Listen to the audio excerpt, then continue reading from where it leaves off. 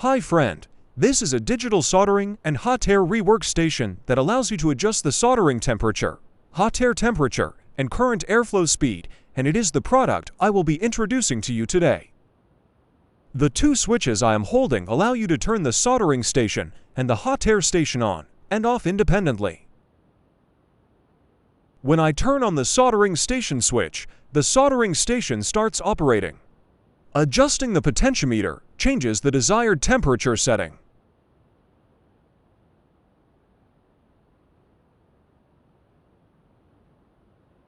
The set temperature is displayed on the left side of the LCD, while the actual temperature is displayed on the right side.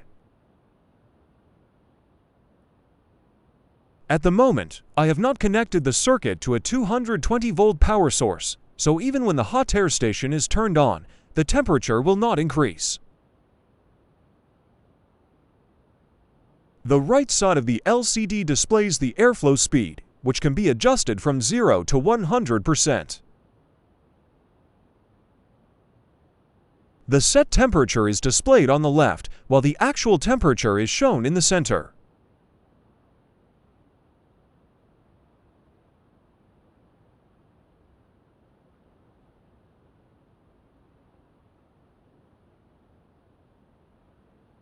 The soldering iron and hot air gun are common models widely available on the market. The soldering iron operates on 24-volt power and uses a thermocouple temperature sensor. The hot air gun also uses a thermocouple sensor, while its heating element is available in either 110-volt or 220-volt versions. I will walk you through the complete design and construction of this circuit in detail after a brief introduction to my sponsor and partner, JLCPCB. I'd like to thank JLCPCB for supporting this video. Over the years, I've used JLCPCB's 1 to 4-layer PCB in many projects, and they've always been reliable with fast turnaround. Now, JLCPCB is making high-performance 6-layer PCB more accessible. With 6 layers, routing becomes cleaner and more efficient, increasing wiring density by around 30 to 50%, so you spend less time dealing with routing limits and more time focusing on your design. With free via-in pad technology and Atmega finish included, JLCPCB delivers professional-grade 6-layer PCB without the professional-grade price. If you want to try it yourself, you can get the latest coupon by clicking the link in the description below. This is the PCB for the project. All design files are available for free in the description of this video. This is the result just 1 week after I uploaded the Gerber files to the JLCPCB website. The PCB quality is excellent, with precise drilling, accurate solder mask alignment, and clear silkscreen printing. The overall finish looks clean and professional, and all details are manufactured accurately, making the board easy to assemble and highly reliable. The circuit uses a MOC3020 optocoupler to isolate the control and power sections. The Atmega microcontroller operates at a clock frequency of 12 MHz. The several basic voltages should be checked.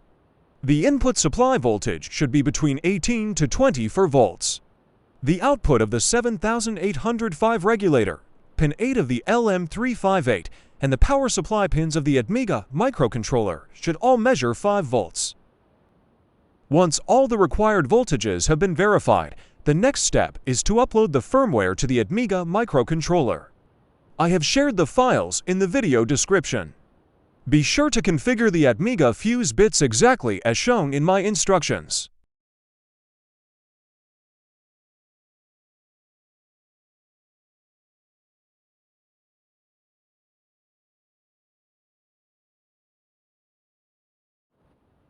There are 3 potentiometers connected to the circuit.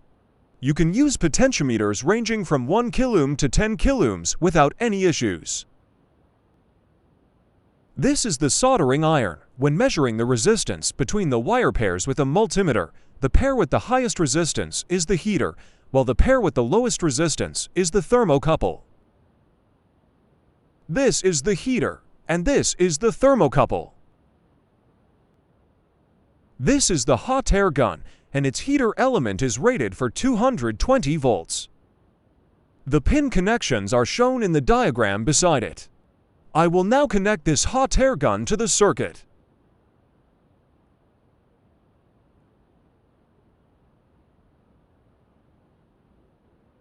When power is applied to the circuit, the LCD will light up.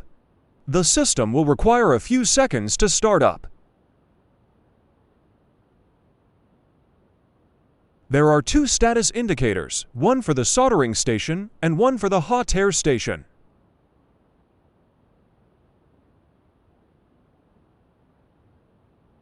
Their operation is controlled by the switches and adjustment potentiometers, which allow you to set the airflow speed, soldering iron temperature, and hot air station temperature. I am now adjusting the soldering iron temperature. With a 24-volt supply, the soldering iron heats up very quickly. There is a status indicator LED on the circuit board. Once the set temperature is reached, the LED will begin to blink.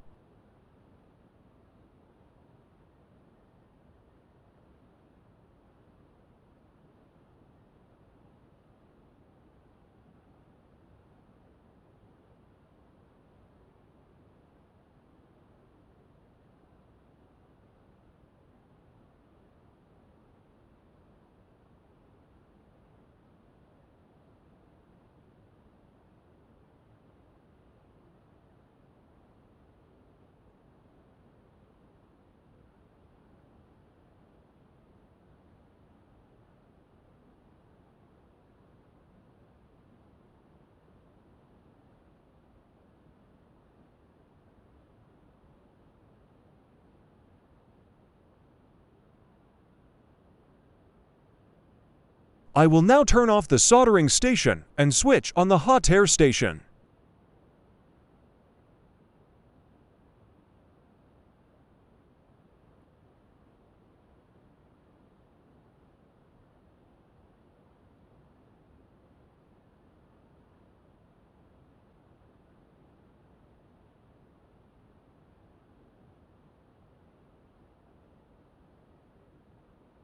The airflow can be easily adjusted using the potentiometer, and the hot air temperature can be adjusted in the same way. When building this circuit, please pay close attention to safety. The 220-volt mains voltage can be extremely dangerous and should be handled with great care.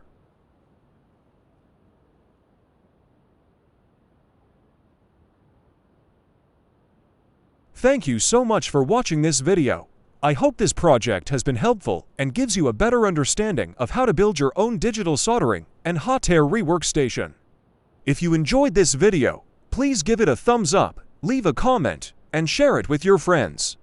Your support helps the channel grow and motivates me to continue creating more electronics projects and tutorials. Don't forget to subscribe and turn on the notification bell so you won't miss any upcoming videos. I regularly share new DIY electronics projects, circuit designs, troubleshooting tips, and practical engineering tutorials.